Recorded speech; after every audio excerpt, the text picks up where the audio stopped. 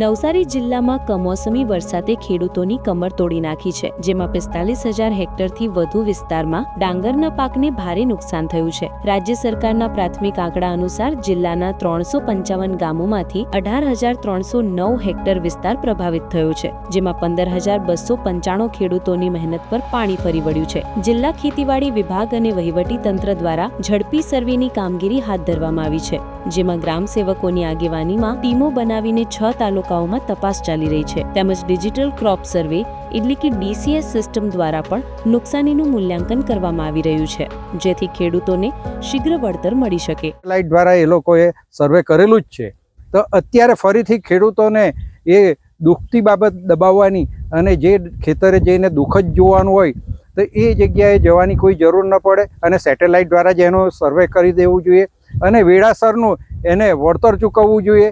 એટલે આ ભલે ધારાસભ્ય આવ્યા, કદાચ મારા ખેતરે આવે મંત્રી તરીકે બી, તો બી હું એમને આવકારું, પરંતુ આ જે છે ભણાવેલા પોપટ જેવી બાબત છે, એટલે કે એમને એમના મનથી જે કરવાનું એ થતું જ નથી।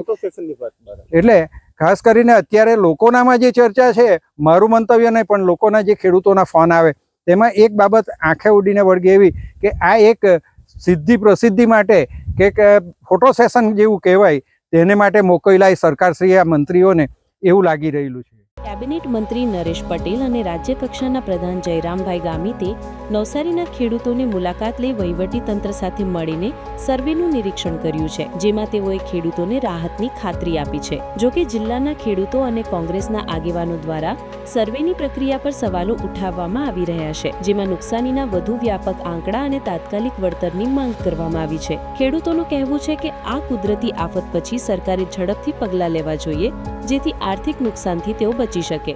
હાલમાં આવેલા વાવાઝોડા અને કમોસમી વરસાદને કારણે સમગ્ર ગુજરાતના ઘણા બધા જિલ્લાઓના ખેડૂતોને ખૂબ જ વ્યાપક પ્રમાણમાં નુકસાન થયું છે। એક તરફ ખેડૂતોને બોટાદની ઘટનામાં માર પણ પડ્યો છે। ખેડૂતો છેલ્લા 5 વર્ષથી કમોસમી વરસાદ અને મોસમના મારને લીધે પાયમાલ છે, ત્યારે આવા સમયે હમણાં સ્થાનિક ચૂંટણીઓ હોવાથી ભાજપના તમામ મંત્રીઓ પોતપોતાના વિસ્તારોમાં અને બીજા વિસ્તારોમાં ખેડૂતોને આશ્વાસન આપવા માટે ફરતા જોવા મળે છે। તેમાં નવસારીના ગણદેવીના ધારાસભ્ય અને હાલમાં મિનિસ્ટર બન્યા છે એવા નરેશ પટેલ અને જયરામ ગામિત પણ નવસારીના દાંતેજ અને બીજા ગામોની મુલાકાતે ગયા હતા। ત્યાં લગભગ એ લોકોએ ફોટો સેશન જ કરાયું હોય એવું સમગ્ર મીડિયામાં પણ ચર્ચામાં છે અને પબ્લિકમાં પણ ચર્ચામાં છે। ત્યારે આ વર્તમાન સરકાર ખેડૂતોને પડેલા મારની ઉપર હસતી હોય અને હાસ્યાસ્પદ મસ્કરી કરી રહી હોય એવું લાગી રહ્યું છે। તો આગામી સમયમાં આવનારી ચૂંટણીઓમાં ખેડૂતો પણ એ લોકોને જવાબ આપશે એવું વાતાવરણ સમગ્ર વિસ્તારોમાં જાણવા મળે છે।